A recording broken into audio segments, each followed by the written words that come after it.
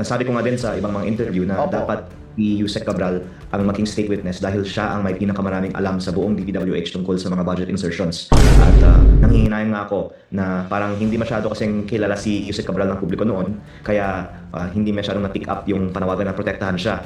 May binanggit na dati si Leviste na pangalan ng mga kongresista, pero tumanggi na siyang pangalanan ng iba pang politiko dahil mas mainam daw kung DPWH na ang maglabas nito. Sabi ni Ridon, kahit siya daw pinangalanan ni Leviste.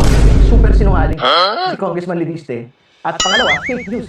Yung sinasabi niya na meron po ako insertions for the 2025 national budget kung hindi pa ho ako kongresista nung pong binubuo po ito. Asa na yung listahan mo, Leandro? Ba't hindi mo yun ilalabas? Hindi mo kailangan si Secretary Vince para dito. Hindi mo kailangan ng Kongreso para dito. Kung nasa iyo at mahalaga ito sa tao, dapat as early as September 2025, nailabas mo na ito. Paglilinaw naman ni Leviste, Bicol Saro Party List ang may proyektong nagkakahalaga ng 150 million pesos sa CAMSOR at hindi si Congressman Ridon. Hinihinga namin ng pahayag ang Bicol Saro Party List. Giit naman ni Leviste, lehitimo. Ay naman pala masyado naman itong defensive si Terry Ridon Hindi naman pala siya yung tinutukoy dito kundi yung ako Bicol Party List mismo. Ay nga, napaghalataan ka tuloy. Masyado kang defensive sa'yo. Ako po, patay tayo dyan. Tuloy. Ang listahang nakuha niya mula kay Cabral. 110% po tuloy ang files na nakuha ko sa DPWH. Hindi ko naman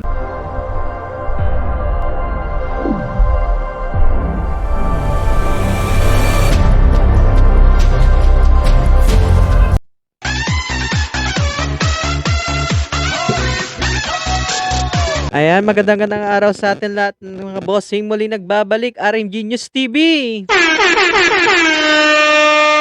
Ayan, panibagong araw, panibagong fake news.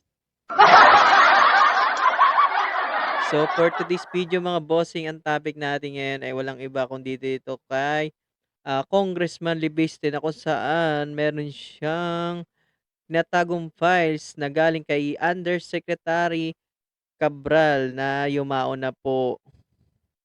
So, bali, ang nilabas niyang topic ngayon ay tungkol dito. So, bali mga bossing, meron siyang nilabas na insertion din dito kay Terry Gadon na kung saan ay binigyan daw po ng 150 million budget ang Ako Bicol Party List. So, bali, ang patutsada naman daw ni Ridon sinungaling daw po si Congressman Leviste. So, parang hinintay natin mga bossing, pero bago natin pisa ng video mga boss, muli inimbitahan ko kayo mag-subscribe sa Huwag mong subukan mga bossing. Yan, kung hindi pa kayo nakaka-subscribe, click nyo lamang po yan para sa ganon, mag-i-updated po tayo sa ating mga i-upload na mga video. So, mag-comment, like, share na din kayo, syempre, para sa ganun, ma-shoutout ko kayo kada upload natin ng video. So, yun lamang po mga bossing. Ano pang hinihintay natin? Umpisa na natin. Let's go!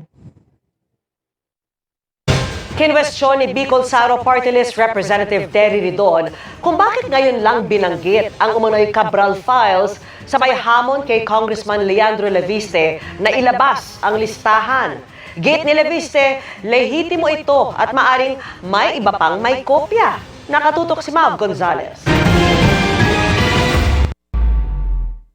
May mga tanong si Bicol Saro Party List Representative Terry Ridon sa kapwa-kongresistang si Batangas 1st District Representative Leandro Leviste.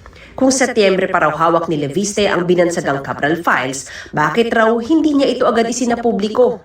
How can we actually rely on the say-so of Congressman Leviste when the person who should actually authenticate it is already dead? If he wanted to do a disclosure, it should be a full disclosure of everyone. Sa paglalahad ni Leviste kahapon, sinabi niyang ang Cabral files ay listahan ni yumaong dating DPWH Undersecretary Maria Catalina Cabral. Laman daw nito ang pangalan ng mga mambabatas na may bilyong-bilyong pisong halaga ng insertion sa 2025 national budget.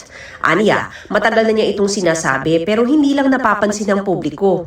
nasabi ko nga din sa ibang mga interview na dapat si Yusek Cabral ang maging state witness dahil siya ang may pinakamaraming alam sa buong DPWH tungkol sa mga budget insertions.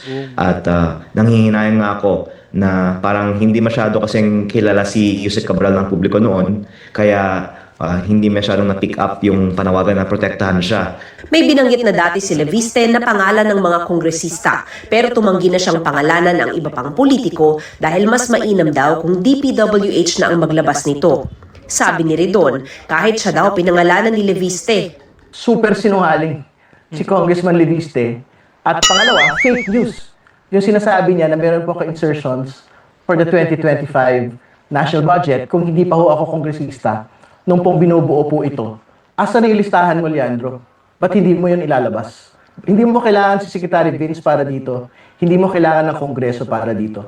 Kung nasa iyo at mahalaga ito sa tao, dapat as early as September 2025, nailabas mo na ito. Paglilinaw naman ni Leviste, Bicol Saro Party List ang may proyektong nagkakahalaga ng 150 million pesos sa CAMSOR at hindi si Congressman Ridon. Hinihinga namin ng pahayag ang Bicol Saro Party List. Giit naman ni Leviste, lehitimo Ay naman pala masyado naman itong defensive si Terry Ridon hindi naman pala siya yung tinutukoy dito kundi yung ako Bicol Party List mismo. Ayan, napaghalataan ka tuloy, masyado kang defensive sa yung nasasakupan. Ay nako, hindi na ako magtataka kung bakit ka tinanggal ni Pangulong Duterte noon kung ikaw pa'y gabinete. Kasi wala ka namang nagagawa sa inyong lugar Tingnan mo, may 150 million na insertion sa inyo. Anong ginawa? Anong nangyari? Diba? Naglaho parang bula. Naku po, ang laking pera niyan. Ginastos niya lang ng hindi na siya ginastos. Binulsa lang ng mga kurakot na politiko na to. Naku po, patay tayo dyan.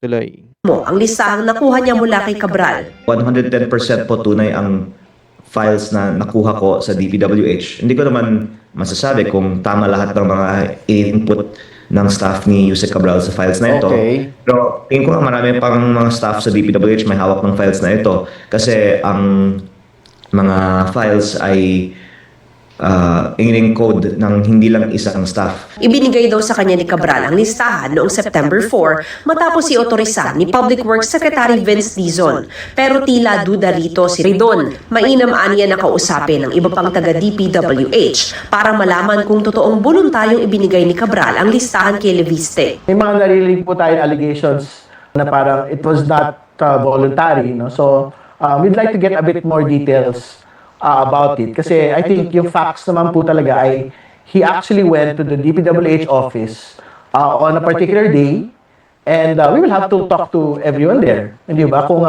kamusta ho ba yung demeanor ng mga tao. Sabi rin ni Leviste, mukhang merong ibang may hawak na ng Cabral files bukod sa kanya. Kagabi raw, may tumawag sa kanya na may alam tungkol dito. Parang partial lang naman daw ang hawak niya. Pero parang may nagbigay na nga ng partial na kopya ng file na to Kaya naniniwala ako na nandun ba sa opisina ng DPWH yung file kasi may nagtanong lang sa akin kagabi tungkol sa file na nakita niya. Nagtugma naman po, Congressman. Opo, kaya nagulat ako para mo alam yun. Kaya talagang nakita niya yung parehong file ko. Para sa GMA So, yun lang mga boss, dito na natin natatapos ang panonood ng video na to. So, kung nagustuhan nyo ang ating video reaction, muli, iniimbita ko kayong mag-subscribe sa ating YouTube channel mga bossing. Ayan, i-click nyo lamang po yung subscribe button dyan sa kanang side nyo po mga boss para sa gano'n maging updated kayo. And mag-comment, like, share na rin kayo para sa gano'n pag ma-mention ko yung pangalan nyo, shoutout ko kayo sa mga next video natin. So, nag-umpisa pa lang tayo mga bossing. Salamat sa inyong panonood. Have a nice day and peace yo!